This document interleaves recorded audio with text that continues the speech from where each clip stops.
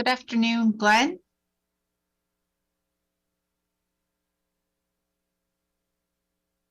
Good afternoon, Glenn.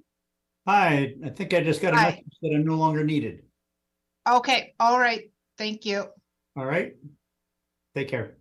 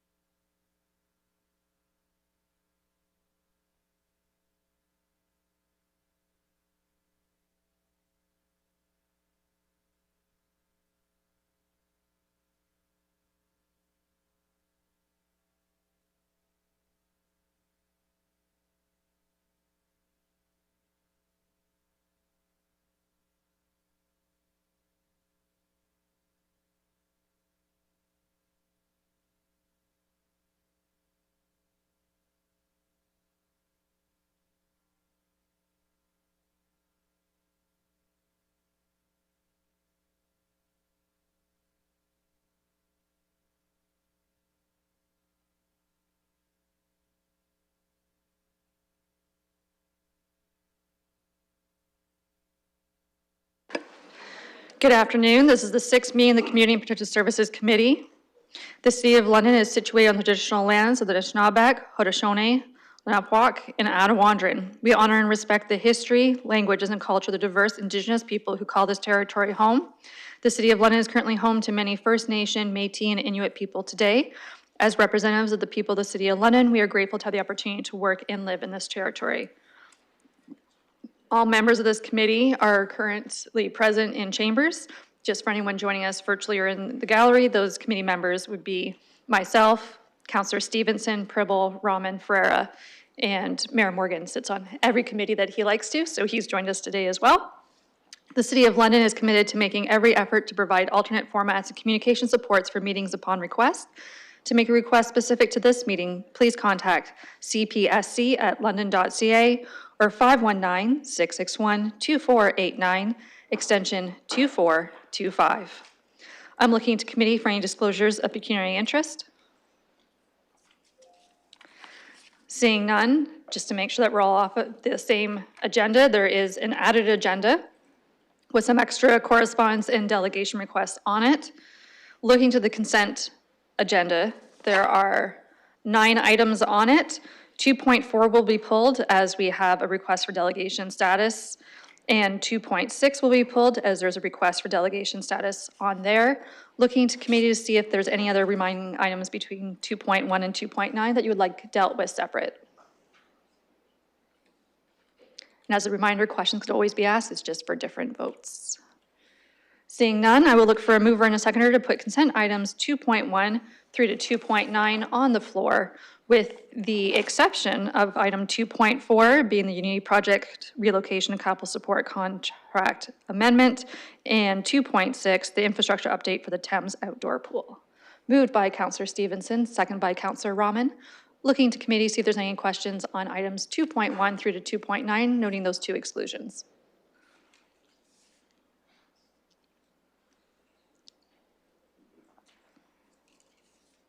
I will, sorry, the lights are just, sure. I will start my speakers list with Councillor McAllister. Thank you, and through the chair, I will be speaking on 2.7, and I just want to extend my thanks to staff for working really hard on the Glencairn Outdoor Pool. It means a great deal to the community, and I'm ecstatic to see that we've been able to find the money in the existing budget to do the necessary repairs to reopen this very important facility. So I just wanted to say thank you, and I really look forward to seeing that pool reopen. Thanks. Thank you. Councillor Stevenson, did you have your hand up as well? Okay, and then anyone else? Currently, Councillor Stevenson would be concluding my speakers list, so anyone else, please let me know. Thank you, and through the chair, I just had a quick question on 2.8 for 345 Sylvan Street. Page 175, 2.4 is the operations plan, and it's about finding an operating partner to manage the completed project. And I was just wondering, for information purposes, when we have properties like this, is there a manager that we usually do? Does it go out to tender? Just any information would be helpful. Thank you, and to staff. Through the chair, Matt Felberg, who's leading this project, is on the line, so he's going to be providing a response. Thanks. Thank you. Welcome, Mr. Felberg. Please proceed. Thank you, Madam Chair, and through you. Typically, we'd be looking to partner with folks like LMCH, which is our community housing corporation. But in the event that we're looking for a different model, like a supportive housing or something like that, we might go out with a different group to provide the operations. Councillor Stevenson? Okay, looking for further speakers on the consent items 2.1 through to 2.9, withstanding 2.4 and 2.6. Seeing none, calling the question.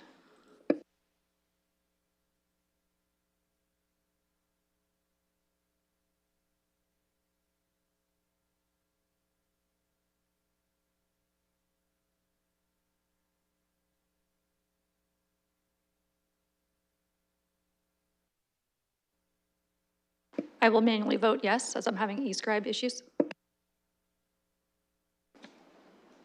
Counselor Stevenson, I'll vote yes as well.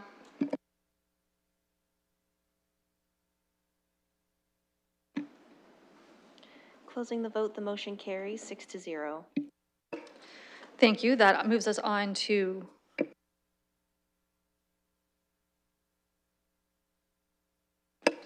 .4, being the Unity Project Relocational Capital Support Contract Amendment.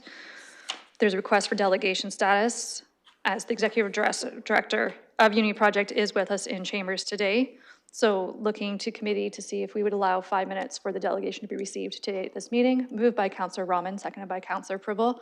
So welcome. Oh, sorry. We're just going to vote that you can speak, and then IT is going to get your microphone going. And just for IT, upper, or the main mic on the right side.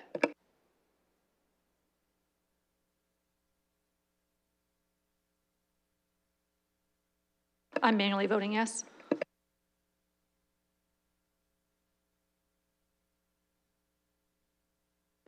Counselor Stevenson, I'll vote yes as well. closing the vote, the motion carries 6-0. Thank you. Welcome to Chambers. For anyone following around online or here in Chambers, the information that corresponds with this report starts on page 150 of your agenda packages. Welcome to committee. Thank you for making time to be with us here in person today, and you have 5 minutes to proceed as you will. Thank you for allowing me to speak to this proposal today. Really appreciate that. And I'd also like to say thank you very much to Councillor Rahman and Pribble and Stevenson for attending on site at the Unity Project today for our candid conversation and getting a better understanding of kind of what we're looking to do. I'm sorry that my phone's in front of me, but I left all my notes on the printer at work. So anyway, we're just gonna do the best we can with what I got here. So I wanted to start with is to let you know that this is not a new program, okay? It sounds new. It sounds like something really different. It's a new configuration of space, but it is not at all much different than the emergency shelter programming that we've been doing for the past, 20 plus years. So Unity Project owns the property at 717, 719, 721 Dundas Street. And we, prior to the pandemic, operated our emergency shelter out of the back building on that property. The front building is supportive housing that we run. And within that context, we had 37 emergency shelter beds. There were 2 different types of accommodations. One was we had 22 dorm-style beds where people could access the space 24 hours a day, 7 days a week, until their stay was up. And then we had, what we did was we converted common spaces into beds at night and had 15 first come, first served beds. And so there were 37 beds total that we would accommodate an emergency shelter in that building. Very small building, very crowded building. But that's what we were doing prior to the pandemic. The pandemic hit, and our building was just insufficient to survive a pandemic. And certainly there was no opportunity for social distancing. You could maybe have 10 people in that building for adequate social distancing, let alone opportunity for isolation or staff to feel safe or participants to feel safe.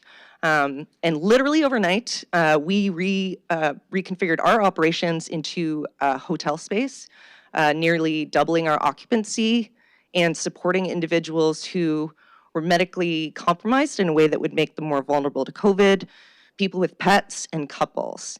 And we've been in that hotel for the past 3 years. And we've known that our funding for the hotel was going to come up at the end of March. We've known that for some time. We spent the better part of last year trying to figure out a solution of where we could move to from the hotel and not go back to our old facility because it's too small. It's too small to provide the type of emergency shelter accommodations and support that we want to with dignity and in a safe way and in reducing barriers. And so we looked, and we looked hard. We engaged city staff, we engaged developers, and there was no space that we could find that wouldn't cost us $1 million to renovate, and then also lease costs on top of that. And that kind of brought us back to looking at our location that we actually own, right? And we became informed about these pallet structures, which kind of changed the perception of maybe what was possible on our property, because we don't want to put 37 people in that building again. It doesn't work. It's not healthy, it's not safe, it's not dignified. But if we could utilize the outdoor property that is off the street, it's between two buildings, it's our parking lot, to provide, outdoor accommodations, or these small structures that we could continue to accommodate as many people. And the pallet structures are purpose-built and engineered in a way that adequately serves people experiencing homelessness. We haven't found kind of a small structure that we felt was adequate for this purpose. They're certainly not permanent homes, but they work well for a transitional kind of space.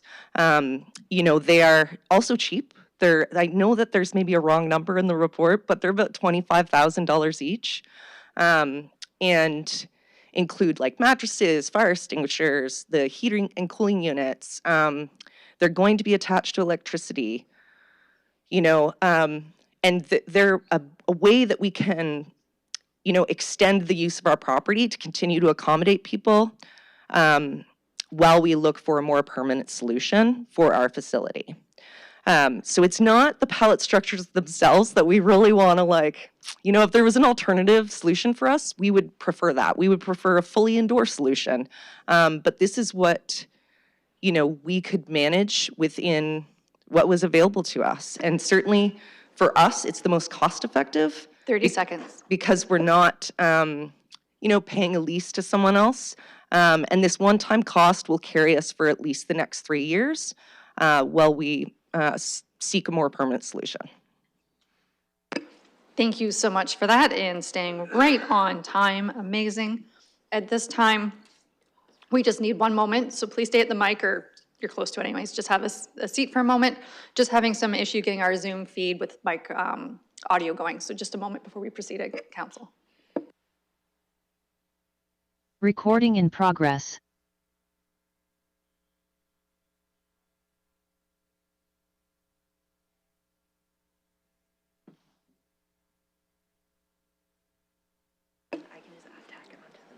Okay, looking to committee. Are you available to answer any questions if committee has it? Yes. Okay, so perfect. She's willing to field some questions. So if anyone in committee has questions, I go to committee first for questions.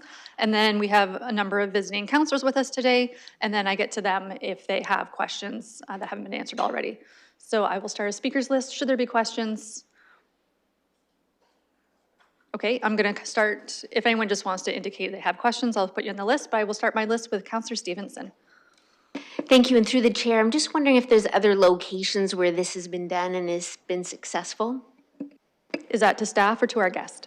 Okay, to our guest, yes. I feel like I'm dancing up here, going back and forth. Pallet structures have been used primarily in the States in a number of different communities, and they're starting to come to Canada to be used more often.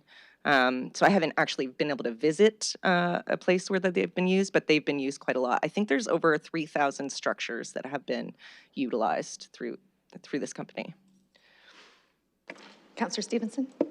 Actually, maybe to staff. Any safety concerns or anything with this new model? Is that just for clarification, for people or for the building codes themselves? For the people. Thank you. To staff, Mr. Dickens? Through the chair, know that these products actually have a pretty extensive safety record and safety precautions built in, including fire extinguishers, smoke detectors, carbon monoxide detectors, emergency rear egress, slip-resistant floors, rain gutters, things like that. A follow-up? Yeah, more of a comment than a question. I just wanted to say thank you to the Unity Project because they reached out, spent an hour and a half with me a couple of weeks ago, answered all of my questions, very frank, very informative for me. We were there today again for another hour, and there was just for me, this is exactly what I'm looking for, is the numbers, the answers, the confidence, and we're looking forward to the results, so thank you. Thank you. Looking to committee or visiting counselors for any other questions or comments to our guest delegation this afternoon? Seeing none, I will need a mover and a seconder to accept the recommendation of funding that's contained within the committee report and having received our delegation. Moved by Councillor Pribble, seconded by Councillor Rahman. Calling the question. Sorry, Councillor Lewis. Sorry, Chair. I thought we were only doing questions while the guest was available before we did questions and comments on the motion on the floor. Sorry, we're just stopping the vote then. Sorry, yes. So we're done with are we done with our guest? Okay, so thank you to our guest. Obviously, you can stay, just we're not going to make you get up and down anymore. So we'll start with questions on the report itself. Councillor Lewis. Thank you, Madam Chair. And not so much a question, more a comment. I actually had the opportunity to get some background information on Pallet back in December and some follow-up information in January. There had been some outreach because of my role on the London Middlesex Community Housing Board.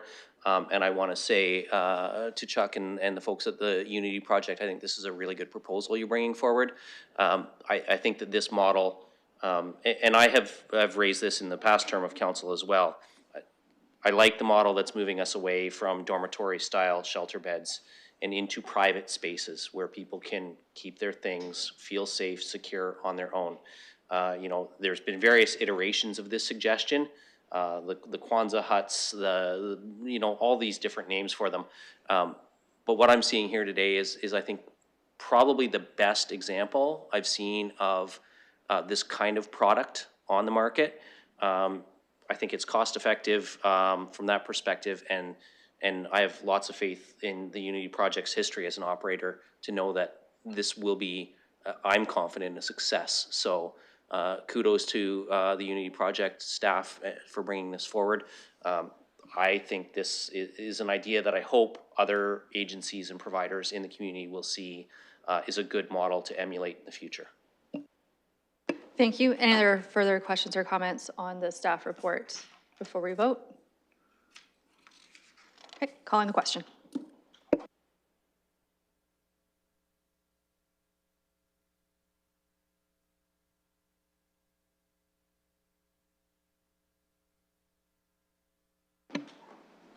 Counselor Stevenson?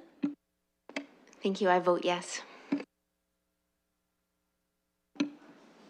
Closing the vote, the motion carries 6-0.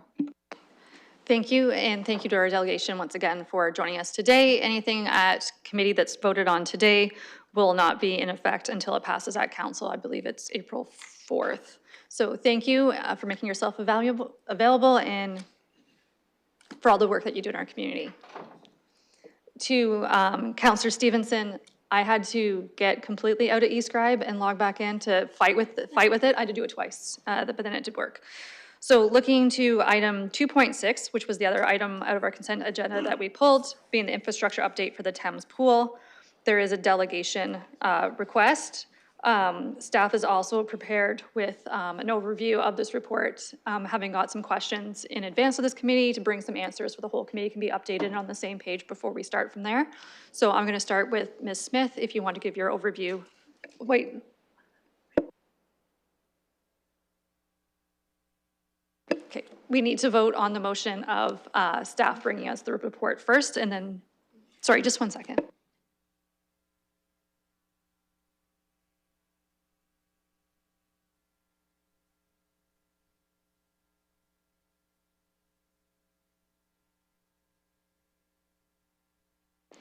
Okay, apparently we get to pick if we want staff to speak as a delegation request. So looking for a mover and a seconder to allow staff to give the report. Councillor Stevenson, second, moves.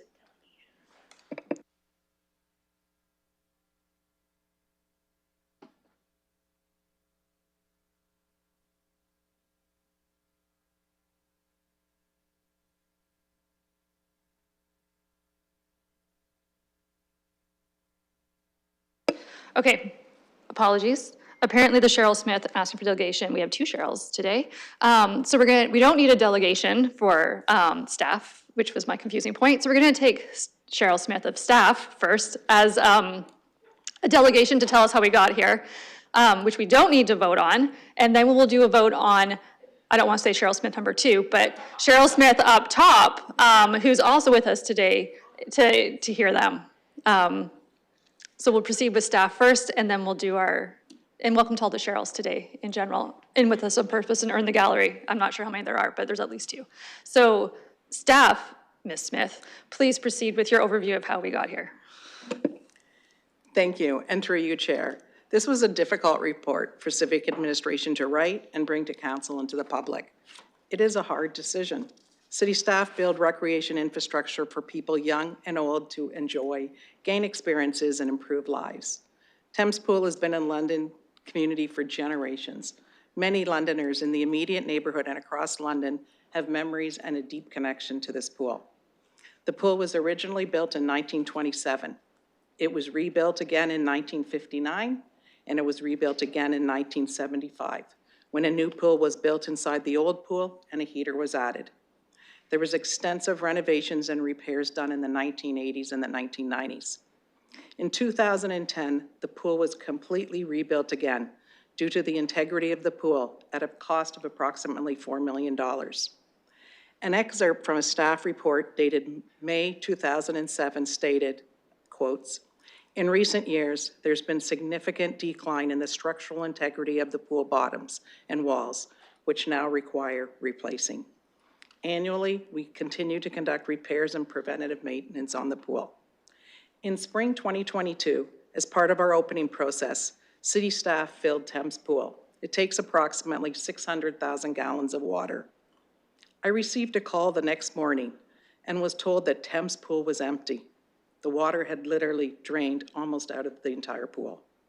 At that time, civic administration did not know the reason, but we did know that this was a severe infrastructure failure. Pool experts, including aquatic designers, building science and geotechnical engineers, were called to come to London and analyze what happened. Based on the history of the repairs and the investigation by these experts, Thames Pool has experienced significant and repeated infrastructure damage due to its location on the floodplain. The most probable cause of the infrastructure damage is hydrostatic uplift pressure, or frost penetration below the pool floor, impacted by the frequency and duration of severe weather events. This caused the following major failures of Thames Pool: a differential movement in the pool floor, failures in the piping systems, and a loss of base support of the pool. Significant weather events impacting the groundwater level and overland flooding from the Thames River are continuing threats for future damage. In the attached report, civic administration outlined 5 options, ranging from minimum repairs to decommissioning the pool. These are high-level proposals intended to help determine the preferred course of action for Thames Pool. Each option increases the complexity of the project and the costs associated with it. Additional measures support mitigation and prevention efforts. However, the risk from groundwater and flooding remains at the Thames Pool site. The primary objectives of options 1, minimum repairs, 2, extensive repairs, and option 3, rehabilitation, is to monitor and attempt to manage the groundwater to address the underlying cause of the concerns. However, these are not permanent solutions to minimize or manage the risk from the groundwater at this site.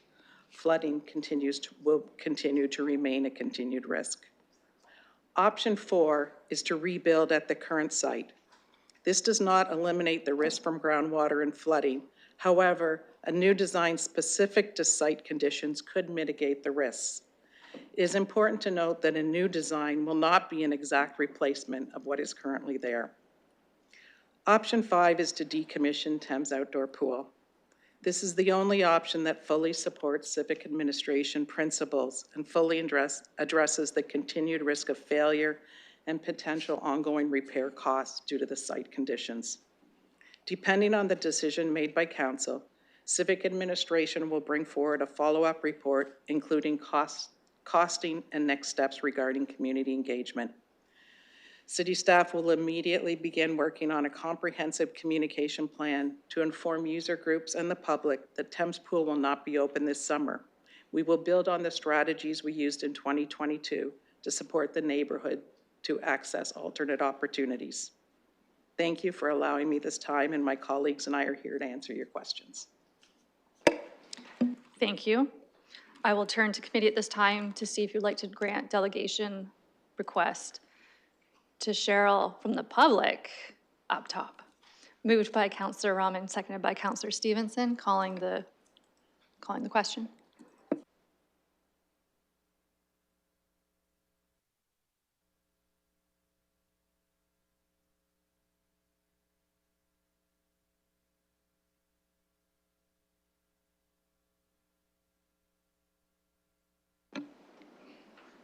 Closing the vote, the motion carries 6-0. Thank you. To IT, we're going to have a speaker at the microphone up in the gallery. Welcome, Ms. Smith. You have up to 5 minutes to say what you'd like to say to committee today. Please proceed when you're ready. Thank you. Sorry, I'm not the tallest person, so I'm going to stand on We can hear you perfectly. Okay, perfect. So thank you all for having me here tonight. And I am the second Cheryl Smith and very proud to be the second Cheryl Smith. I am a very, very proud resident of Old South. I want to thank you again for valuing my voice as somebody that was born and raised in London. I would like to share my memories, perspective, concerns, and ideas regarding the status of Thames Park Swimming Pool. I am in my 40s, and I share this because I think it's important to point out that the history of this pool. At this community pool, I learned to swim, I learned how to be safe around water, I learned how to dive, and most importantly, the best way to get into a cold pool, just jumping straight into the deep end. I went to elementary school and high school in Old South and have very fond memories of meeting friends at the pool on hot summer days and playing for hours, and I mean hours. It served as a place for teenagers to waste summer days away in a safe and supervised environment. This park and pool has served London residents for decades. I am now a proud single mother, and hear me loud and clear when I say that Thames Pool is our home away from home for July and August. I moved back into Old South after university with my family for 3 reasons: the schools, the community, and the amenities, one of which is Thames Park and the pool. Since my daughter was 10 months old, we have been going to Thames Pool almost every day for the month of July and August. I register my daughter in swimming lessons that start in May, and we end the season with swimming lessons in August. We buy season pass that allow us to come and swim and play and build a strong family connection for days after days after days. Summer camps, as a single parent, are not always in my budget, and therefore having affordable summer activities is essential to our mental health and well-being. We have come to know the lifeguards and staff over the years. We have fond memories of Josh and Ben and Julia and Caitlin and many, many more of the staff. You see, the staff at the pool are not just staff. There are community helpers, our teachers, and our friends. For those that don't know, Thames Pool is the only outdoor swimming pool that has 50-meter lanes. Not only has this allowed for summer swim meets that bring revenue to the pool and the city, but it has also supported many swimming athletes from London. Maggie McNeil, a gold medal Olympian. Adam Purdy, a gold medal Paralympian, both of whom swim in meets at Thames Pool. What a great thing for the City of London. On our many days at the pool, we would share that big pool with summer campers, camps that are provided through the City of London. Groups upon groups of kids and counselors would pile in, and it would be reprieve from the sticky heat for the kids. With the size of the pool, it never felt overcrowded, and we always had room to splash and play. Over the summer, we have had many, many play dates at Thames Park Pool. We are fortunate enough, my family, are fortunate enough to be able to walk, ride our bikes, or drive. My parents are lane swimmers and visit the pool every morning from Monday to Friday when the pool is open. Please, please, please don't take this away from my family. My daughter's friend has cerebral palsy. Thames Pool is accessible with a ramp that allows our friend to access the pool avoiding stairs. It also has a large shallow end that allows our friend to have lots of room to play. The pool is also heated, which helps prevent this child from having muscle spasms while playing and swimming. This pool is also located beside the best accessible playground in the in the city.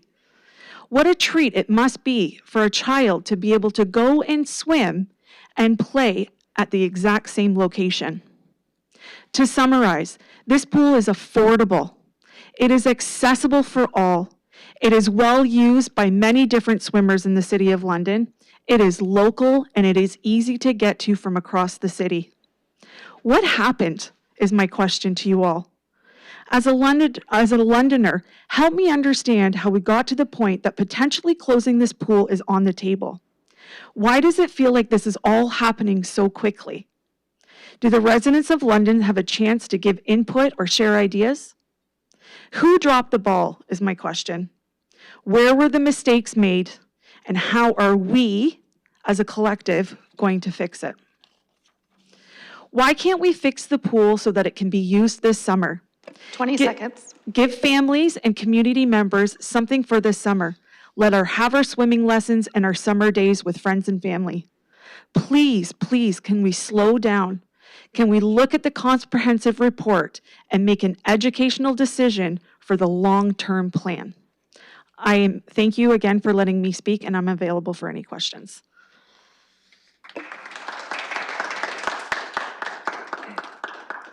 Thank you for that. I'll allow you to, London Free Press is to your left. CTV News is down here on the floor with you, with us, in case they approach you later, you know who these gentlemen are. As there's no report connected with you, we normally don't take questions, so that probably gets you off the hook for that. You're welcome to stay, but thank you. Wonderful job in staying right on the 5 minutes. To our other visitors in the gallery, you're allowed to eat and drink snacks that you might have brought with you. I do apologize for the benches not always being the most comfortable. And we do just ask that there's no applauding or booing, just to make sure it's a safe place for everyone to say what needs to be said without any fear. So thank you for that and for joining us this evening. We will take a dinner break eventually if we're still here. I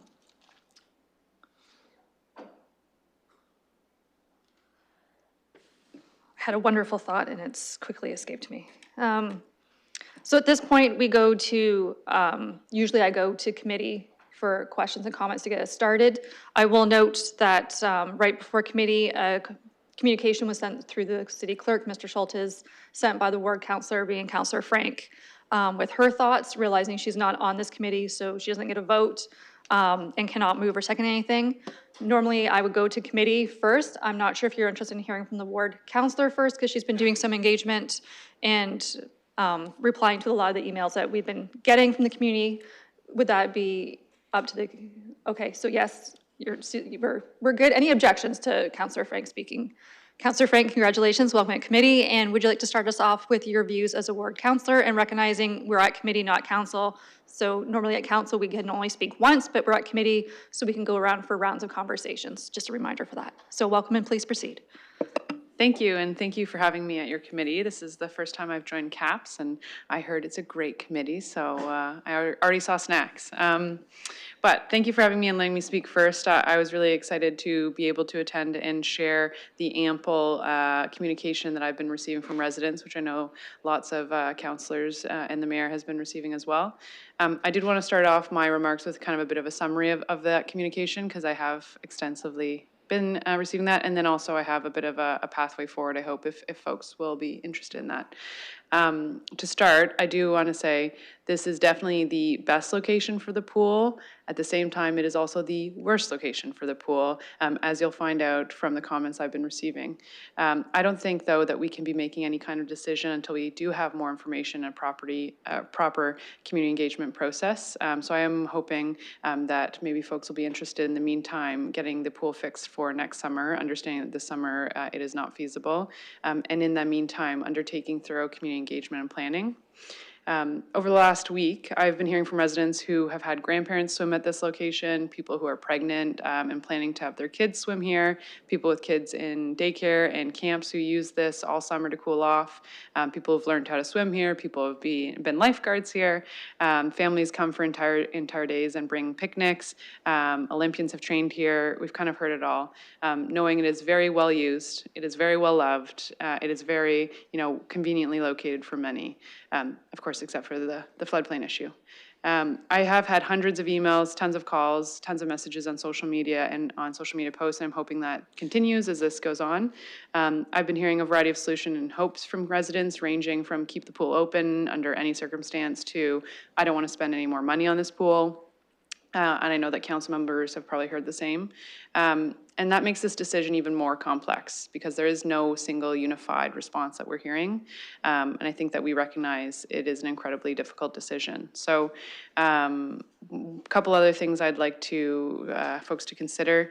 It is a citywide issue. So we know that 25,000 people use this pool every year, which is about 30% of all pool visits.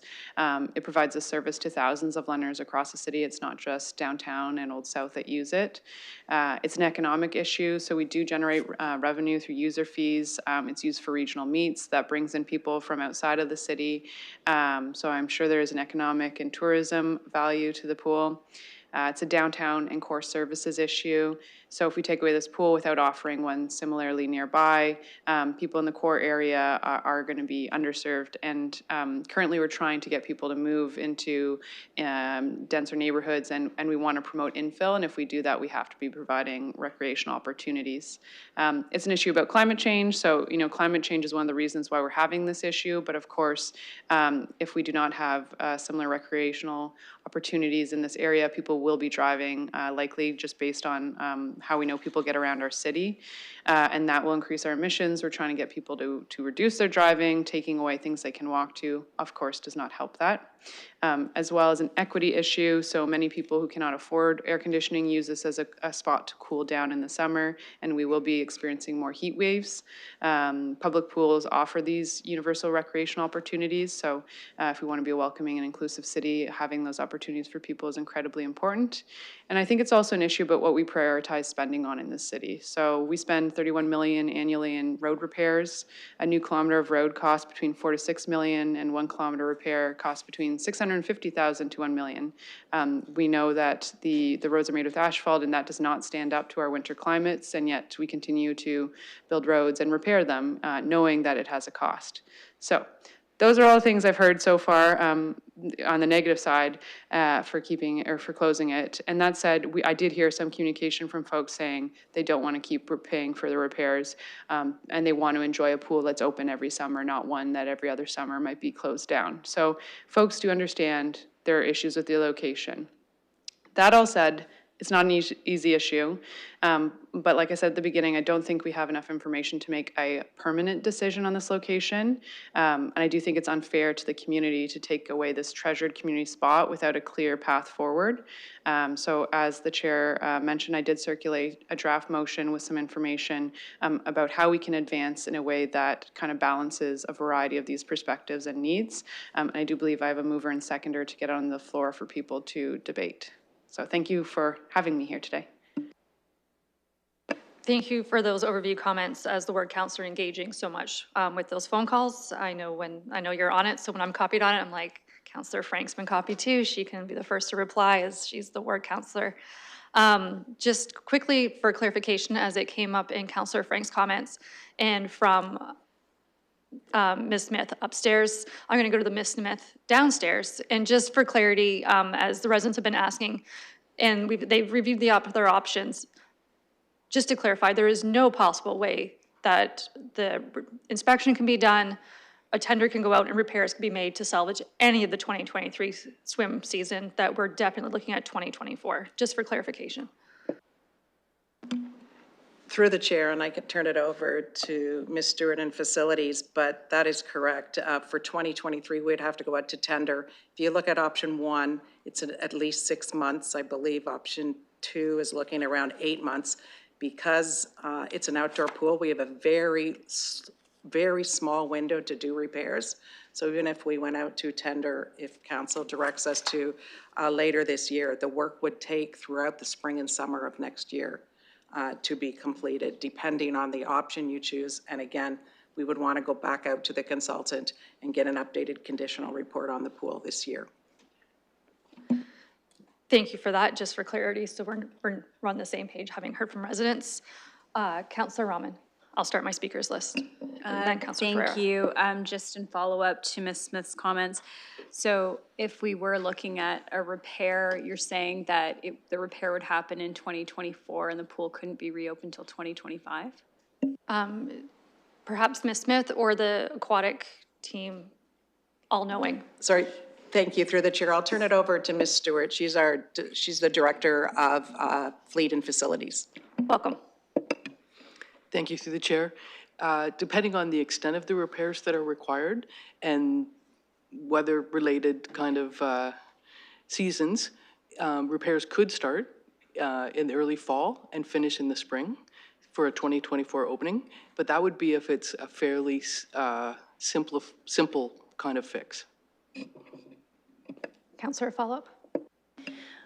Thank you, and through you, Chair. And you wouldn't know that until the further investigation is done? Or are we confident right now that option 1 or 2 could be done, meeting that timeline for 2024? For reply, please. Through the chair. So yes, the further investigation is required.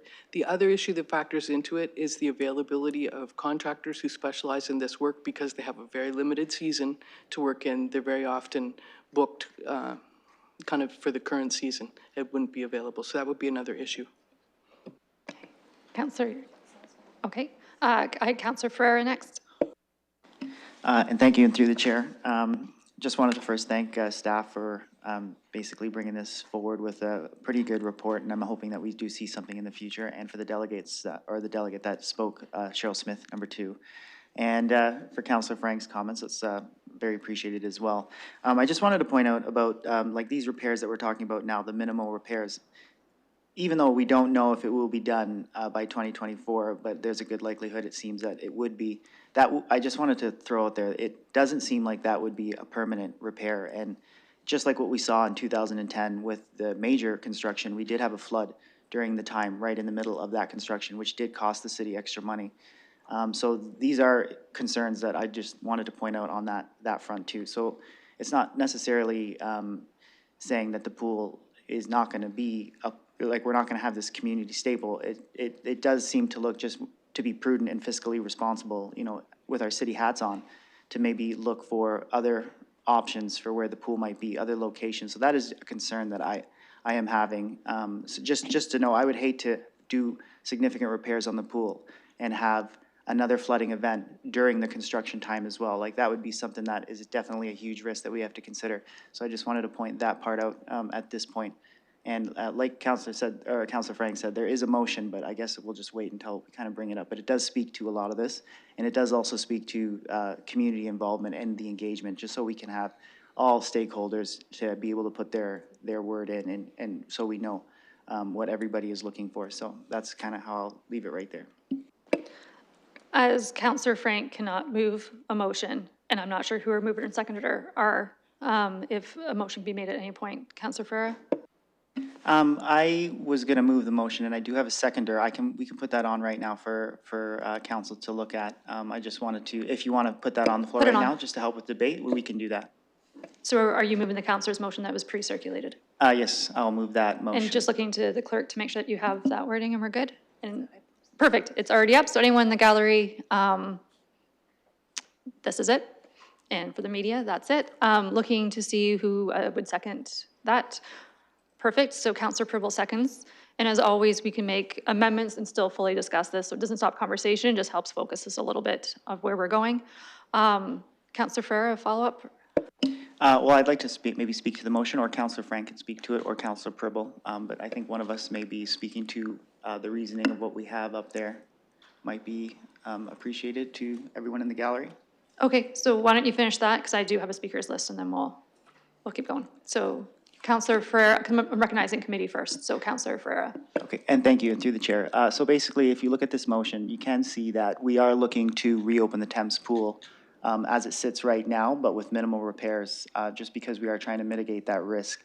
If you do look at the time frame, it is for 2024 because, as staff has noted, there's no way to have the pool be repaired for this summer, just because of with tender going on, having to find someone to do it, and then actually doing the work. We are looking to conduct some type of community engagement, probably on Get Involved London, with options that we have specifically put out there regarding like splash pad versus pool, indoor versus outdoor, length, and just the size and type of the pool.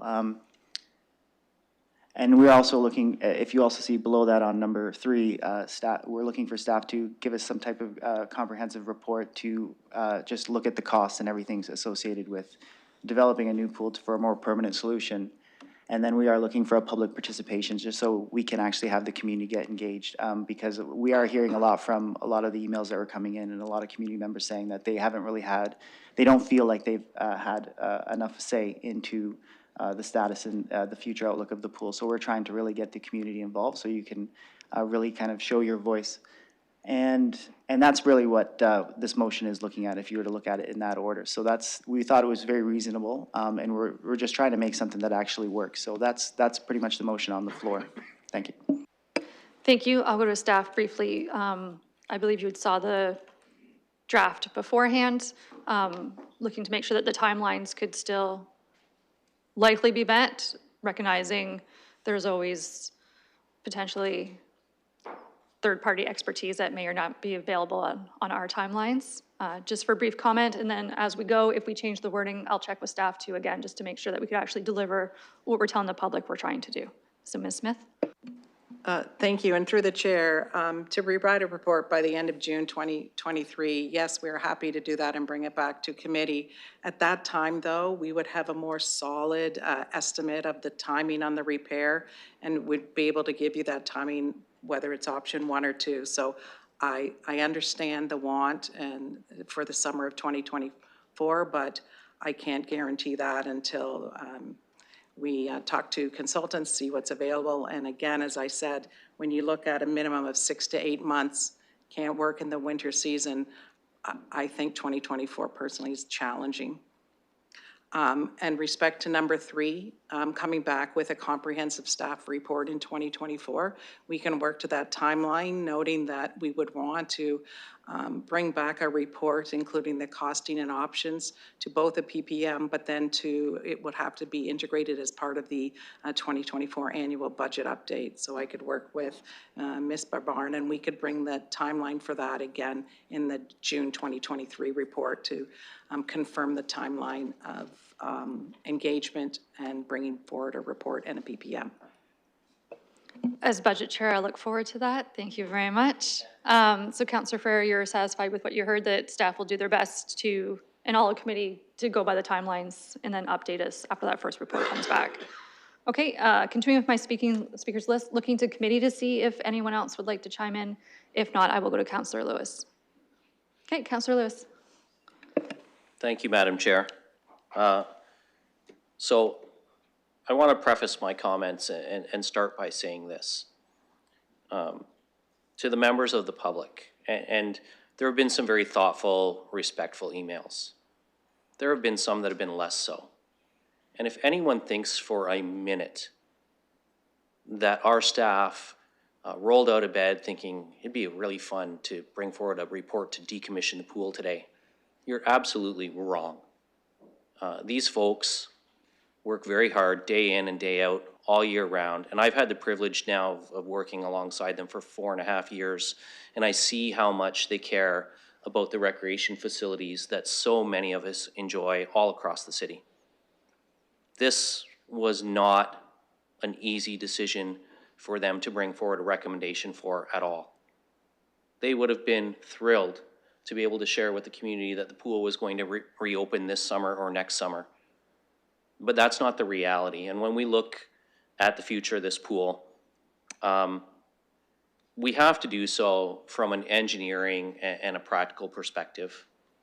We all have, strong emotional ties to things from our past and things that we'd like to enjoy in the future. I grew up swimming in an outdoor pool back in my hometown. I also swam in the local river.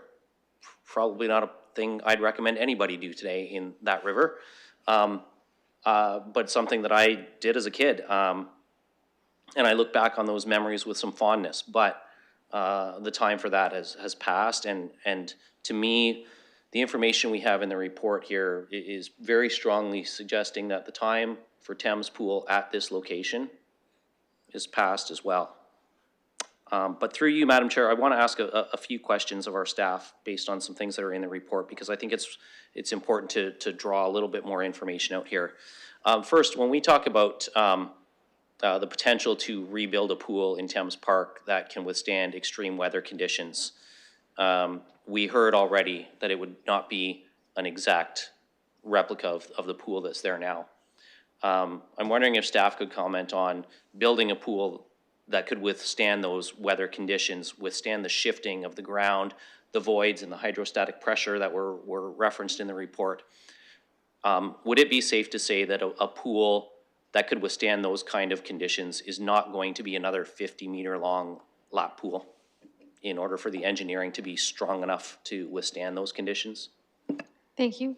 To staff?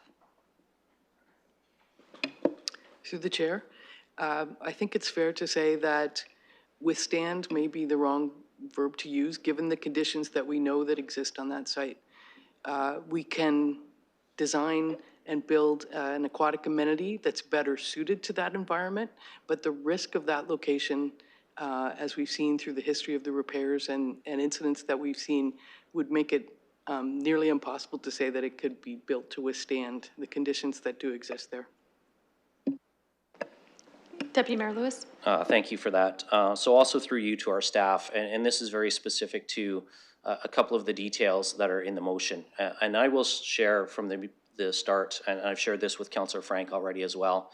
Well, I would be comfortable moving ahead with option 5 so that we can start the process of identifying a new location, start working towards that. I recognize that it's a long process, and I recognize the desire for some runway for the community, and that a short-term repair to provide some opportunity for the amenity to be used a little bit longer while we look at the long-term future.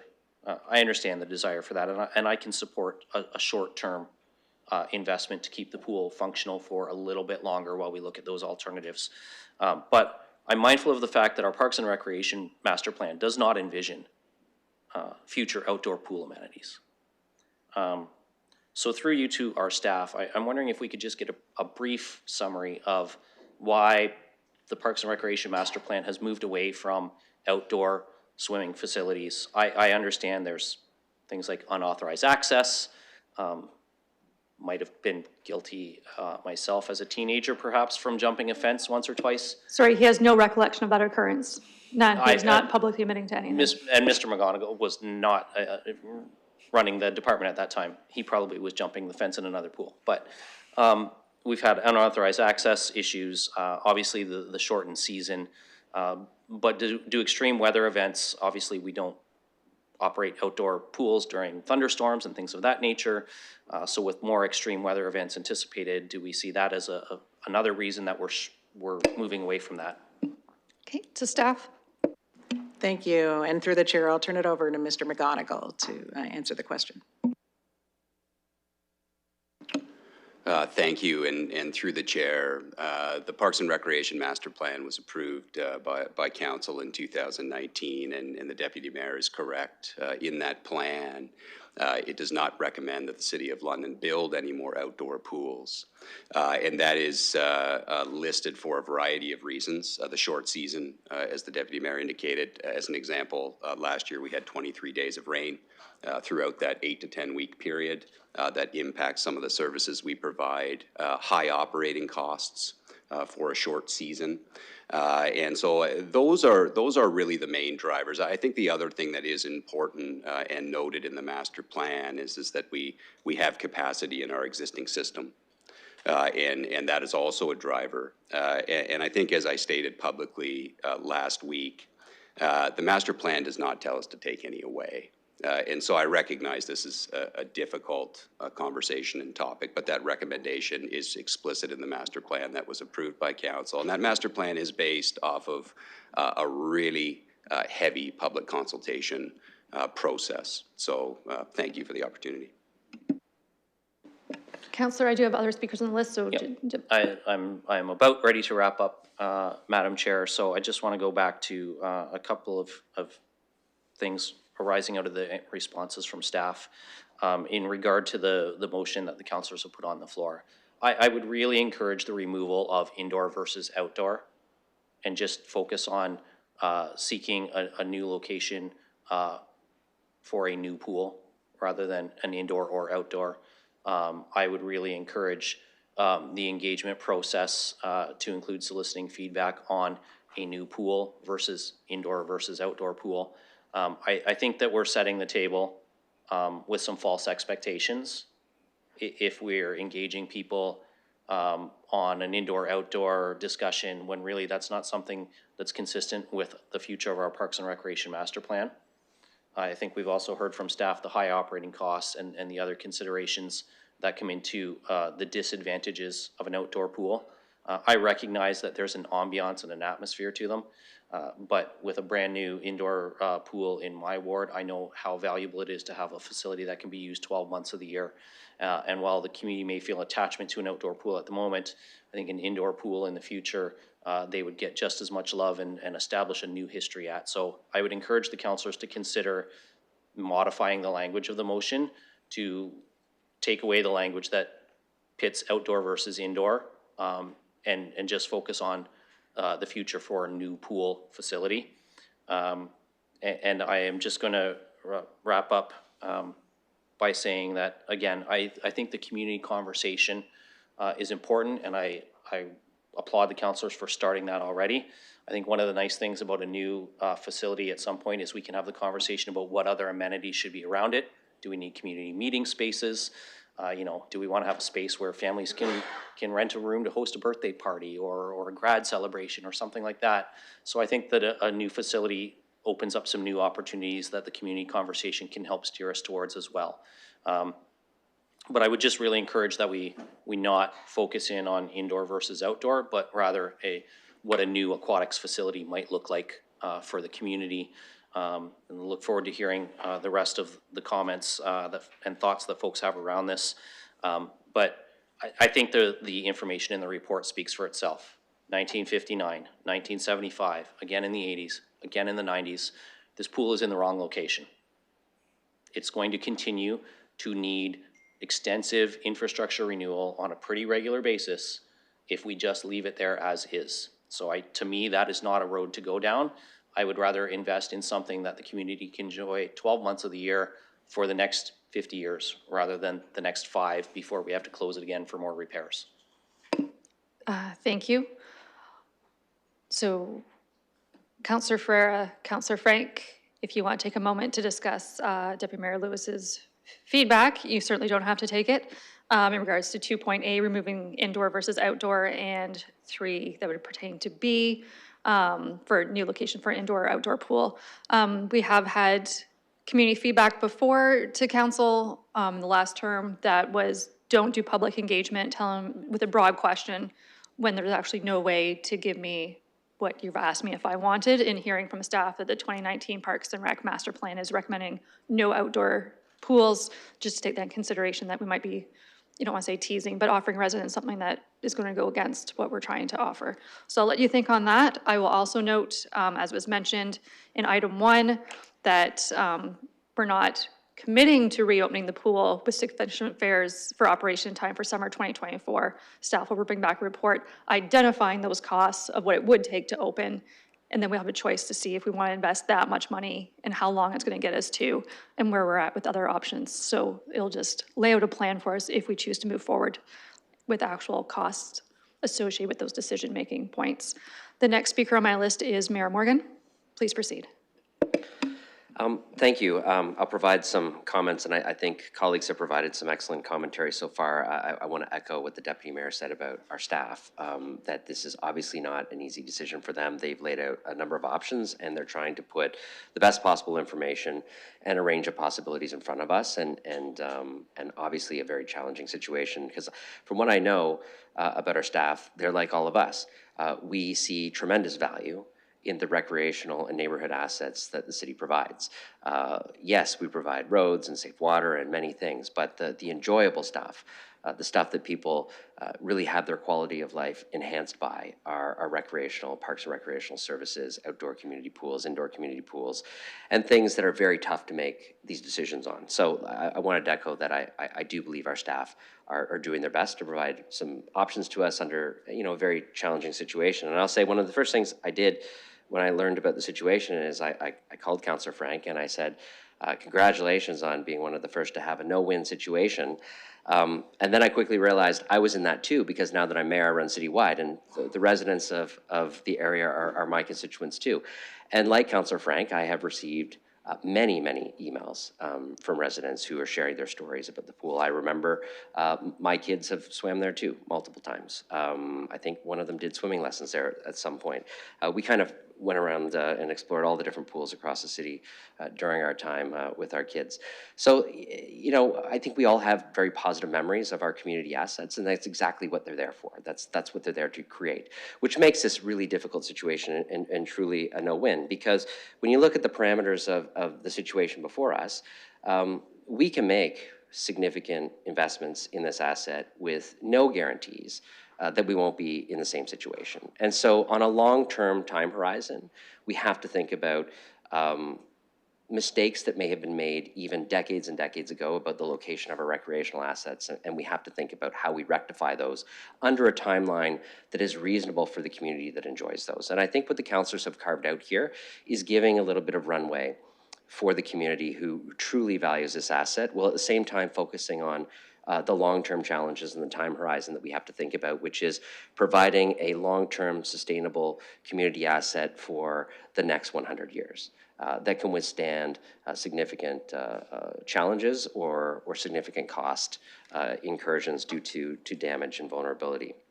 So I like the motion that has been carved out. I think obviously there's lots of opportunity for us to provide some feedback and tweak it, but at the base level, I appreciate what is trying to be done. I also appreciate that this gives the community some time to have a little bit more information and more details about it. One of the things I've noticed in the correspondence is there's a lot of people with a lot of ideas.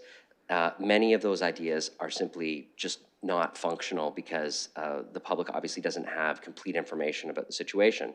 I see suggestions to say, build a new pool on the parking lot on the north side of the Thames. Well, for anybody who's been around for a while, that is old PUC lands, Public Utility Commission lands, that are significantly contaminated, capped, and from a public report in 2018, the cost estimates of cleaning up the PUC lands are over $60 million. So not a viable spot to be building a community asset. So those sorts of things are great ideas that come forward, but focusing the discussion around what the viable options are, which is what our staff can provide, where the risks are to those options, where we may proceed with being prepared to open in 2024 or 2025 or whatever the year is, and that winter could do significant damage to the asset again, and we may never open.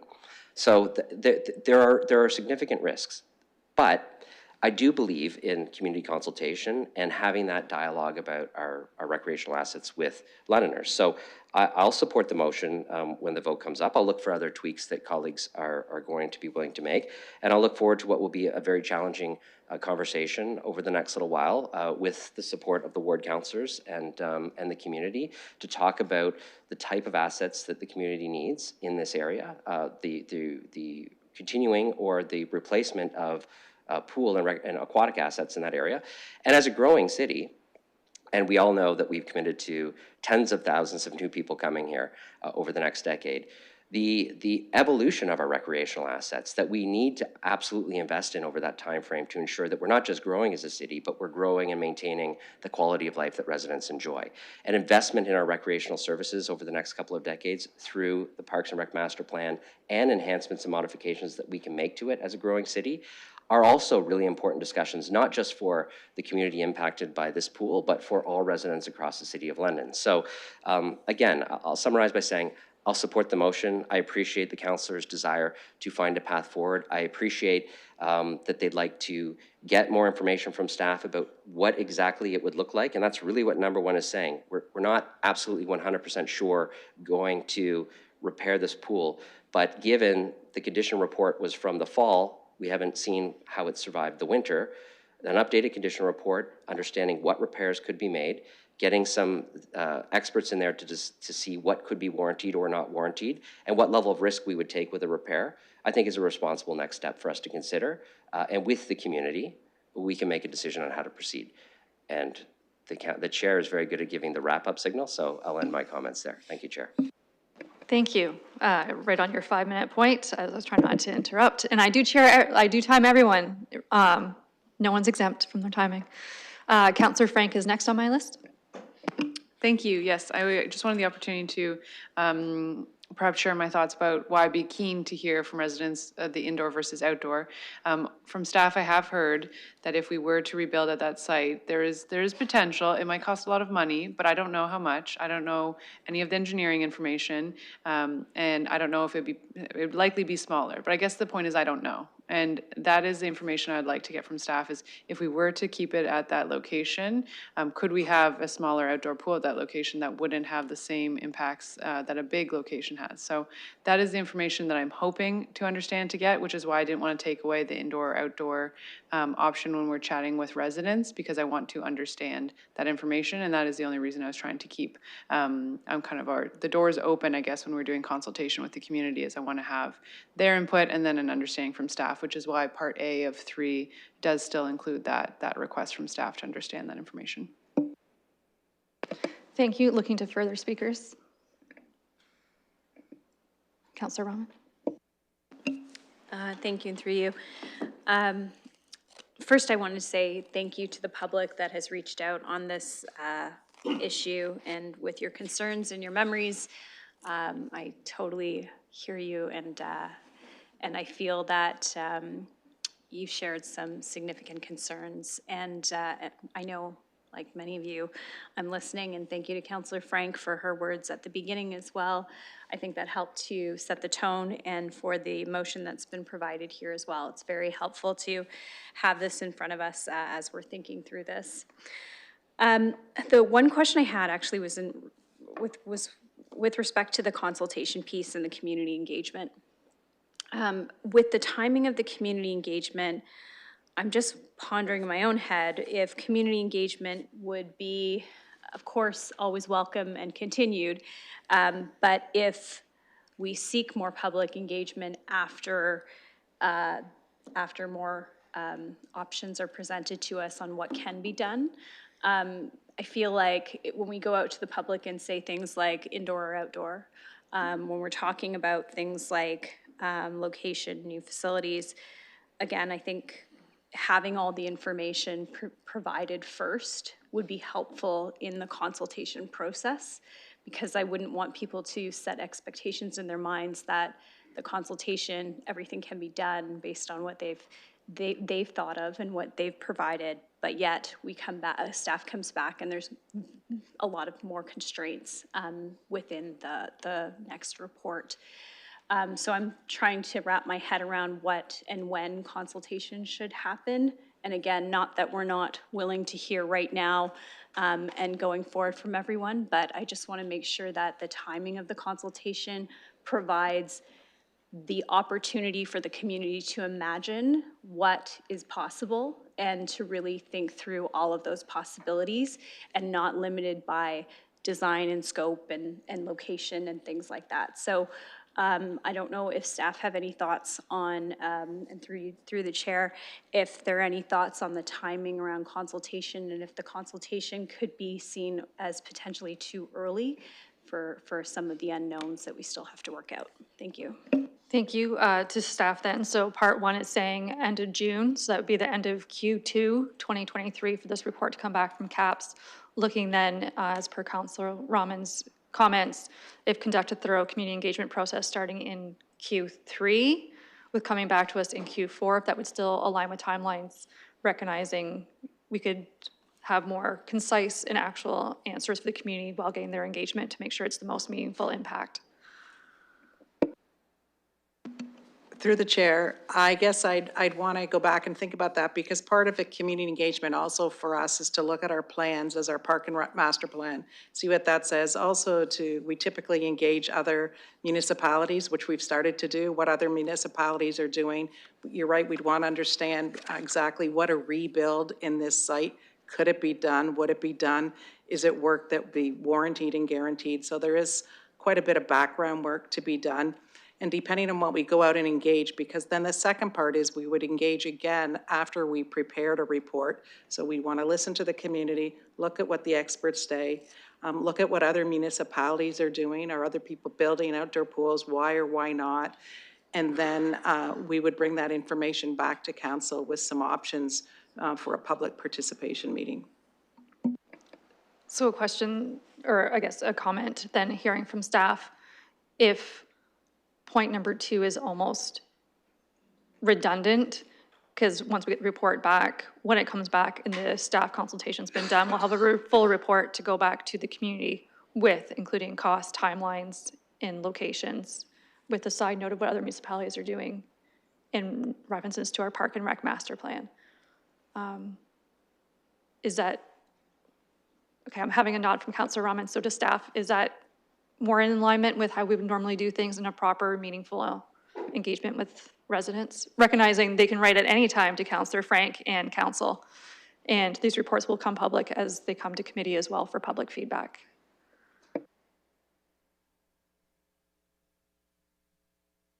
Ms. Livingston?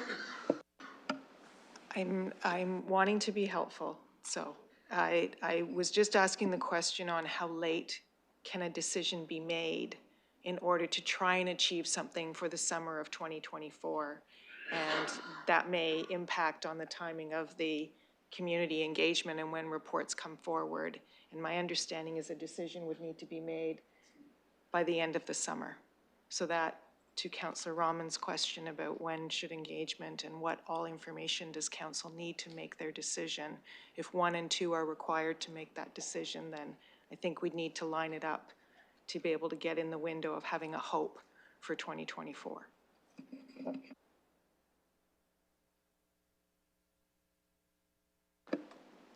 And to the members of the public who might be watching or new, Ms. Livingston is our helpful city manager, just so you know how she fits in. Councillor Frank? Thank you, and I'm just hoping to maybe provide a little bit of clarity and maybe a bit of background. So I did hear while I was receiving the emails and phone calls and social media messages that the community does feel a little bit blindsided, understanding that this is, like, again, coming to committee and then going to council. So I think the efforts of number 2 are to provide an opportunity and a venue for people to continue sharing their thoughts. That is perhaps not only my email inbox, and that will be perhaps cataloged and provided in a report format to the rest of council. I am, number 2, the community engagement regarding the item number 2 is more about the long-term strategy. So that's what, I don't think that's being conveyed perhaps based on this discussion. I think option 1 about getting that report about trying to get the pool open for next year, that's kind of in isolation. That's like, an ideal version. Let's move forward on that and try to get the pool open for next year and what we need to do about that. Option 2 is more what is the long-term. So, and I was trying to also bookend, so having some engagement at the beginning to help inform staff when they are doing their research and reports and talking to other cities. So it's kind of happening concurrently. And then also with item 4, having that PPM, that's so then they get to see the final result and provide feedback on the final. So I was trying to bookend it a little so that there's a bit at the beginning, but at the end, and then we can see all of that at those various stages. So hope that provides a bit more context. Does that change any of the advice for timing for staff of Q3, 4, realizing that's the long-term plan in item number 2? Through the chair, if I'm understand through Councillor Frank, is that item number 2, community engagement over the duration of the rest of this year to the fall, is to continue to share thoughts on a long-term strategy and hear general comments and feedback on what the community would like to see. Councillor Frank indicates yes. So I'll let staff ponder Q2, 3, and more, and we'll come back to you for wording. I have Councillor Pribble next, and then Councillor Ferreira.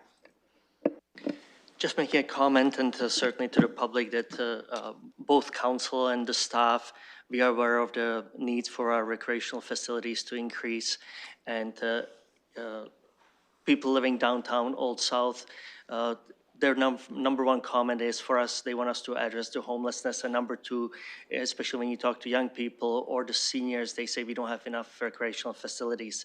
So I just want to again reiterate that we are all aware very much that all the recreational facilities are tremendously important, and especially for what our society has gone through in the last couple of years due to COVID. When I look at these points, and in terms of the time frame, I'm okay with to leave it there, in including the indoor pool, but I certainly would take out under the 3 in point B, I would take out indoor or outdoor pool. So I would certainly take out the indoor, because it is not our in our master plan and our future strategy. So that's in terms of the 3.B, would take out the indoor. And just one question for the staff, if there is any way we can get a copy of the detailed report of the current status that was done on the indoor, sorry, the in-ground pool. Okay. To staff? Through the chair, it's my understanding that item number 5 in the motion is that we report back to a future Community and Protective Services Committee committee with this information. Is any of that information available now, I guess, from the fall report when we looked at what went wrong with the pool, or? So through the chair, I believe in our council report, the information about the failures of the pool have all came from the assessment report from the consultants and the engineers. Okay, Councillor Pribble? Or just a question, if any of the councils would like to see the actual report, is it available to us? The full engineering report of failures, I think, is what the councillor is referring to. I'm not sure how big it is, if it's confidential, if it's public, or if it needs interpretation from a professional. Through the chair, it's my understanding that it's a confidential report submitted to city staff, and that's where we are working right now to report back on the information and through a public report or a verbal update on this report at a future CAPS meeting, committee meeting. Councillor Pribble? I will follow up with the staff after. Thanks. Thank you. Councillor Ferreira. Thank you, and through the chair. I was just kind of just trying to circle back when I put my hand up, just speaking to the timelines to Councillor Rahman's question, because that was a good question. That was something that Councillor Pribble, Councillor Frank, and Councillor and I were really discussing. And the original crafting of the motion did have a lot of dates in there, but we actually removed some of the dates just because there's a lot of unknowns. So we just wanted to put in the public engagement part, the first part, and then the first section of the motion, number 1. We wanted to put some dates there just to be concrete on just kind of setting, I guess, the direction of how we would like to see this motion go. But we did leave the other dates just a little bit more flexible, just because there's unknowns and we just want to make it work. So that's why we removed the dates that you see after that. So we are trying just to have something that actually works and is actually practical and realistic. So that's why you see it the way it is. And yeah, I'll just leave it there. Thank you. Thank you. At this point, this exhausts my current speakers list. There's been a mover and a seconder. The motion's on the floor. Looking to committee to see if we want to change any of the dates, any of the wording specifically of indoor versus outdoor, or leave it to staff, realizing that if the timelines are a bit behind, they will update committee, or if it's running ahead, which I can't see. But we might get lucky. So just a second. So I'll leave that with committee members to think if you want anything changed, because no motions have been, we've been talked about stuff, just nothing's on the floor. Deputy Mayor Lewis.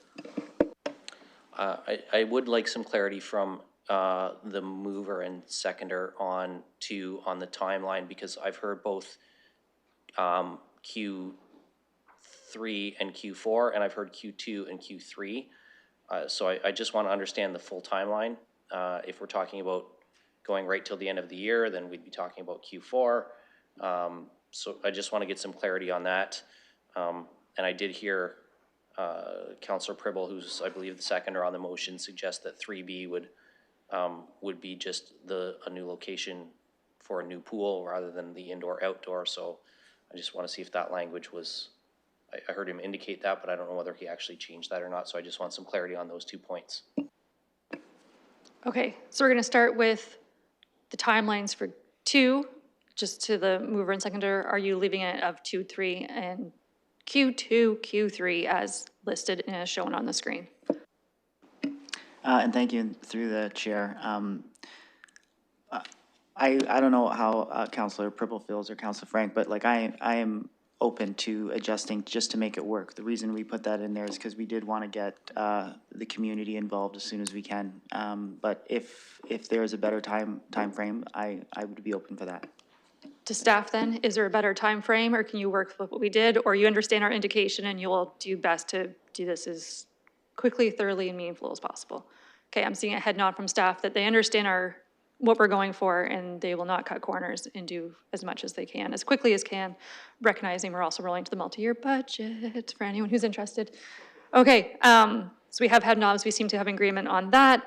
And then 3B, Deputy Mayor Lewis, by no means does Councillor Pribble have to answer, but he did mention indoor, outdoor pool, looking to see if you have an interest in changing this wording, recognizing we could always do this at council, but council might be a long night. We don't know what's happening at council, so if there's a conversation to be had, I prefer it's done here. And by all means, you don't have to do anything, or you can just ignore Deputy Mayor Lewis. No, as I already mentioned, so it's according to our master plan. I would certainly take out the outdoor pool, because we are not going to be seeking a new location for an outdoor pool. Okay, so Councillor Pribble is moving a motion to 3B, strike the wording of seeking out a new location for an outdoor pool with the removal of an indoor pool option, because sorry, oh my goodness, we've been here too long. He's removing an outdoor pool option because the Parks and Rec master plan is only calling for indoor pool locations. Looking to see if there's, so 3B on the screen on the wording, it's loaded in eScribe, seeking out a new location for an indoor pool, removing the words outdoor. Is there a seconder for that? Is it friendly, or is because the seconder moved it, is the mover deeming this friendly? Undecided yet. I just wanted to make some comments. So we did have some extra wording in on that section just for other things that we wanted to put in there, but we did remove it. The indoor versus outdoor. Yeah, we were aware that the master plan doesn't necessarily speak to, or doesn't actually have any new outdoor facilities being brought in, but as was also stated by staff, it also does not say the removal of outdoor pools. And just the way we see it is, this seems like it, just because of the way our hands are tied, and just, with the environmental concerns and aspects that are involved here, our hands are kind of tied. So we do feel like this would be kind of an outlier from the master plan. However, if that is something that would make this motion pass to remove the outdoor, regrettably, I would support it. So. Okay, let me ask this to staff. Are you aware of any municipalities building indoor-outdoor pools that might be an indoor pool with doors or anything that you could slide open that would allow for open air and enjoyment of the outdoors, but still being covered and could be closed up, although it might create havoc with an HVAC system? I don't know, but could we have A and B? Or I've messed this up. Yes. I would like to change my proposal to seeking out a new location for a pool. No indoor, no outdoor, just a pool. Oh, that's sneaky. I like that. Are you favorable? Just yes or no? I can't answer yes or no. I just wanted to speak to the first part with the removal of the indoor Or the removal of the outdoor? No, he's already withdrawn that. So he's looking to strike the words indoor and outdoor, and it's just pool, and staff can come back with all options. Yeah, I know. It's a win. Just- Okay, Are you sorry, good? could you just reiterate what was just said? Seeking out a new location for a pool. That's a friendly app, that's. Okay, that seems to be resolved. Excellent work, Councillor Fruhl. So that was friendly. We're changing that wording on the screen. Looking to see if there's any other changes. The wording's gonna be going back up.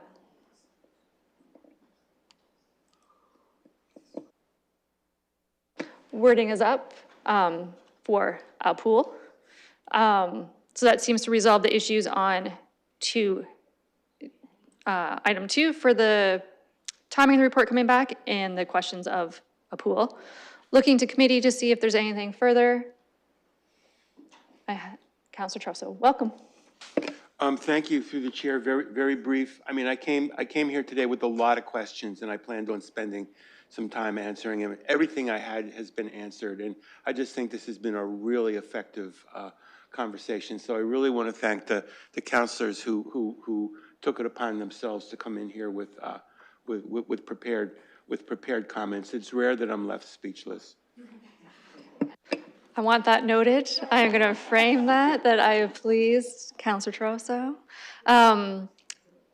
So staff is good. What's put on the board? We're all good on timelines. The community is going to get the consultation. So thank you to those in the galleries for coming out today. I don't live in Old South, but my kids are bused to Victoria Public School. We swum at that pool. I love that pool in the community. And so many of us, we've raised families here, or we are raising families, or we grew up here. We are right there with you. And it's not a decision, as we said, that staff wanted to bring us, as they live here too. This is also their community. So we know what it means. So it is a difficult conversation for everyone today. So looking to committee, see if there's any other questions, or Councillor Ferreira. Thank you, sorry, and through the chair. I just wanted to see that language updated on the motion just before anything. Refresh it, it's on the board, it is. Well, I did refresh it on mine. Okay, sorry. Okay, Councillor Ferreira is satisfied. It was just the word indoor, outdoor was removed, just to simply leave pool, for we have options coming back to us. Last call for questions and comments from committee or visiting councillors, and those online. Councillor Hillier's with us, but his hand is not raised, so he's good too. Councillor Hopkins is good, who's also joined us today. So it's been moved, seconded. Calling the question.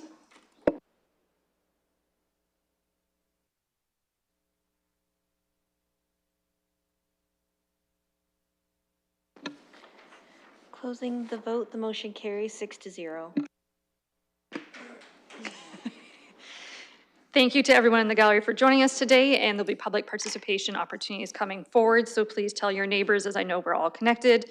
And thank you to those in the gallery who spoke and sent in your communications.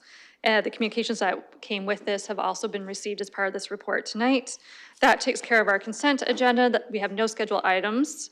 We do have 2 items for direction. 4.1 was request for delegation status for Jay Salisbury regarding subsidized bus pass program. And it is in regards to, they are here with us tonight as far as I know.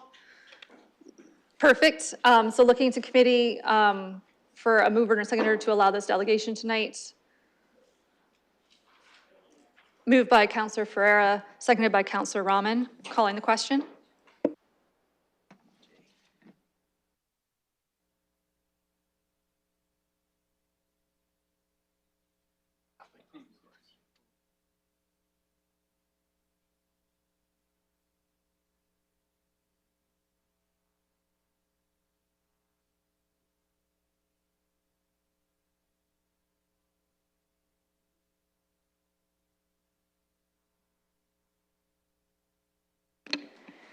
Closing the vote, the motion carries 5-0 with 1 abstain. Okay, thank you. Welcome. For anyone following along, this is on page 196 of our agenda. Please come to the microphone for IT. We have a gentleman in the gallery. You have up to 5 minutes to speak. Please proceed, and you can move the microphone around if it's not at a level that's comfortable for you. And welcome. Hi there, my name's Jeffrey Salisbury. thankful that you're letting me speak here today. I'm here to advocate for the disabled community. Currently, the subsidized bus pass program is the only option that the city offers to get some kind of discount on a bus pass for disabled people. And the discount is not very much. It's still $61 a month for the bus pass. And a single person on ODSP receives $1,228 a month. And with the average rents being $1,200 a month, it doesn't really leave much. So nobody really has $61 that's disabled to spend on the bus pass. So like right now, they're spending money to put in a rapid transit system, which is great, I think. But if the people who need public transit the most, disabled people, can't afford to use the bus, I don't see what the point is. I have a few suggestions for how they could help with this. Either they could offer a free bus pass, a greater discount, or maybe if a bus pass with unlimited travel isn't possible, maybe they could give a card with a certain amount of free trips per month loaded onto it. I don't know. That's my suggestion. I don't know if that's doable. So, thank you. That's really all I have to say. Thank you for joining us this evening and waiting for the other delegates who went first. I'm going to go and ask staff, for those counselors and for the public's information, LTC works at arm's length from council. Our two appointed counselors to that committee is Councilor Ferreira and Councilor Pribble, and that's the work they do in that area. The subsidies do get approved by council and go to LTC to subsidize those programs. There's a student bus pass program that's reduced, and this one. So looking to staff, having heard our delegates' comments, looking to see if there's an update you could provide today for everyone's information, and if this would have any multi-year budget, where would we have this conversation with a report and meaningful dialogue? Thank you, and through you, Chair, that's correct. Council has approved one of the subsidy programs, income-related subsidized transit for individuals 18 or over. It's based on a low-income cutoff after tax. And currently we pay 36%. So a bus pass is, Mr. Salisbury is correct, is $95. The city pays $34 and the user must pay $61 a month. As part of the next multi-year budget process, Civic Administration will be evaluating this current income-related program. And the evaluation will look at both program affordability and barriers to participation. And then based on the findings of this evaluation, we will recommend changes to the program, and they will be brought forward for consideration through a budget business case through the multi-year budget process. Thank you. Thank you for that. My speakers list started with Mayor Morgan and then Councilor Trosa. Yes, so first off, Chair, I want to thank you for going to our staff for a good overview of how the incentive programs would change and the process under which we would review and assess them. I want to speak from just a different angle, and our speaker mentioned it today, and that is, there is a challenge here with the rates under both Ontario Works and ODSP that are paid in this province to allow people to actually get food, shelter, and transit and where they need to go. And I think at the same time as we can consider suggestions and changes to our incentive programs, the municipality cannot be filling the gap on what are below standard and below reasonable rates for government support at the provincial level. And that our advocacy also has to be in part to ensure that in the province of Ontario, if someone has provincial supports, they need to be able to afford to have a place to live, have some food, and be able to get around. And that is not the situation for many people in the province and many people in our city. So I just don't want that to be lost, that we can certainly do the review, as Ms. Smith mentioned. We can look at our incentive programs, already a fairly generous incentive program compared to the current rate. But at the same time, we have to continue to have that dialogue with the province and our elected representatives at that level to say, you're not paying enough for your assistance programs, because people can't afford to get some of their basic needs. Thank you. I'll go to Councillor Trousseau and then Councillor Hopkins.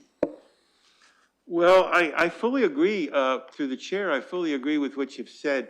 I don't want to leave our most vulnerable potential transit riders, though, in sort of like this political sort of twilight zone between what we're saying the province should be doing and what the province is not going to be doing. And I do think at the end, as advocate as we must, and hopefully we'll hear some more about how that's going to be effectively done.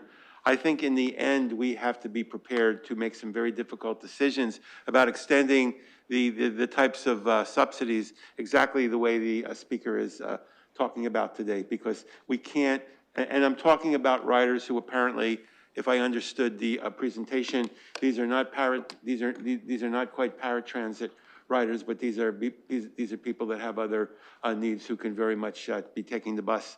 I really want to see this ridership increased, even if it means we have to make some the difficult budgetary decisions. Thank you. Thank you. Councillor Hopkins. Yeah, thank you, Madam Chair, for recognizing me, and thank you to the committee for allowing me to speak. I want to thank the delegation, too, for coming forward. I know sometimes it's very difficult to come to committee and have these conversations, but I really do appreciate you being here and us having a better understanding about how our subsidy programs work. Looking forward to the four-year budget. I know Ms. Smith spoke to that and the work that needs to be done, but I also want to follow up with the mayor's comments about the provincial subsidies. We can't do it alone, and the advocacy there. When you are on a subsidized income with rents, costs of food, how you pay your transportation, there's very little left. So there are many challenges in our community with people trying to make ends meet. And again, thank you for coming here and allowing us to have this conversation. Thank you. Looking to see if there's any other speakers. At this time, I would need a mover and a seconder then to receive our delegation this evening. Moved by Councillor Stevenson, seconded by Councillor Pribble. Calling the question.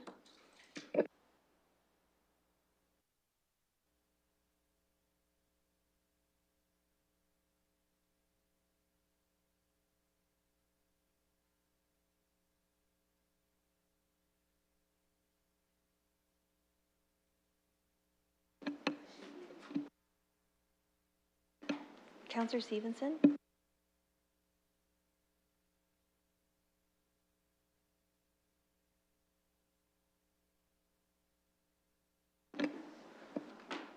Closing the vote, the motion carries 6-0. Thank you to our delegation, and we'll be dealing with this later this summer as we go into the multi-year budget process, looking at what can be done and the levels that we're going to set the subsidized transit passes at.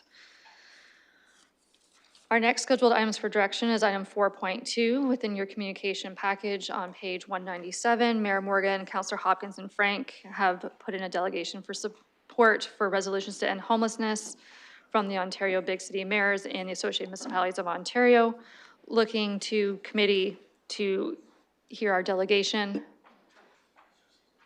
Moved by Mayor Morgan, he would like to talk, and seconded by Councillor Rahman. Calling the question.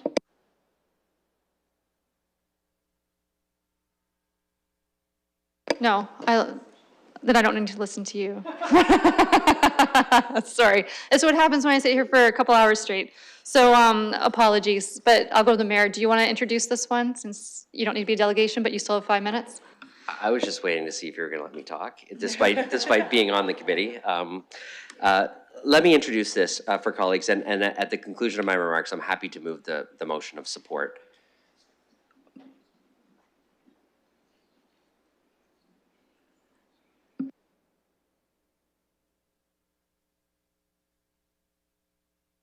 Please proceed. Don't mind Deputy Mayor Lewis. Yes, so at the conclusion of my remarks, I'd be happy to move a motion of support for the attached resolutions to our letter. As you know, council has its strategy on, with the health and homelessness approach, but we're also working with our external organizations on developing common strategies within those groups. So the Ontario Big City Mayors is a group that I sit on, and with the support of our city manager and the CAO of Kingston, Mayor Patterson and I moved the attached resolution at OBCM, which was unanimously approved by that group, carving out OBCM's lobby position within the space with the provincial government, and we'll proceed along those lines. At the same time, I know Councillor Hopkins, and I'll let her speak about the AMO process, is working through that organization too on related issues, and they also have suggested resolutions and motions. And although our work, the motion at OBCM and the AMO motion may be slightly different, I think it's important that we provide our support for all of them, because we certainly have our own approach and plan, but it is important for us to provide a common voice within those lobby organizations and as much support as possible from the membership so that those positions can be advocated upon effectively. So that's why in discussion with Councillor Hopkins and Councillor Frank, as we talked about the external work that was being done, we thought it appropriate for council to see the motions that are being passed at those levels and seek your endorsement of them as we continue with our work externally. And I know it's not always been done that way, but I think Councillor Hopkins and I have talked about, we have a very collaborative council. We have a lot of issues that are really important to London that require very close alignment with our external lobby organizations to achieve what we'd like to achieve. And that more often you'll see us come before various committees with information about what's happening within those organizations, as well as seeking your support and endorsement for various items like you see today. I would let Councillor Hopkins, through the chair, of course, provide commentary on that she would like to add on this, but I'm happy to move a motion of support for the attached resolutions. So I have a mover in Mayor Morgan, a seconder in Councillor Rahman. My speakers, I was going to go to Councillor Hopkins next. So welcome to committee, and thank you for the correspondence on our agenda. Thank you, Madam Chair. And just following up on the mayor's comments, these are two resolutions, one from the OBCM. I'll just speak on behalf of AMO. And as you can see, the resolution for homelessness, it is a priority at AMO to deal with homelessness. In fact, AMO just sent out an open letter to the provincial government. And as you all know, Thursday is provincial budget. So we are really, the open letter that was sent was that we are inviting the province to take the lead on addressing the homelessness crisis. I think it's really, really important. I think each and every one of us on council understands homelessness is an issue. To do what we need to do, we need provincial advocacy, funding. One of the things AMO is really asking the province, which is to acknowledge that homelessness in Ontario, and as we know, we're not the only city that is experiencing homelessness. It's right throughout all the municipalities, most of the municipalities, cities, and towns in Ontario.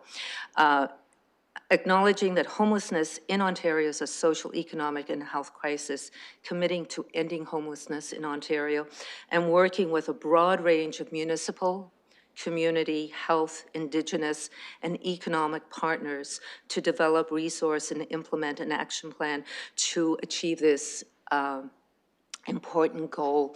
I think we can all agree and understand the importance of encouraging the province to acknowledge it. And wearing my councillor hat, and as you can see in the covering letter, we're asking council to support both of the attached resolutions and to, again, encourage the government of Ontario to demonstrate multi-ministerial leadership. I think that's really, really important to understand that on this critical issue, and really looking at the committee for your support here. Thank you. Looking to committee or visiting councilors for any other comments on this item of 4.2, beside Councillor Hopkins. And I just want to add, working with Councillor Frank too, I know she's been watching AMO as well, and thank you for your support. Thank you. Seeing no further comments or questions on this, thank you for your work that you do, as this usually goes widely unseen at council and in the community because you're working across provincial lines. Calling the question.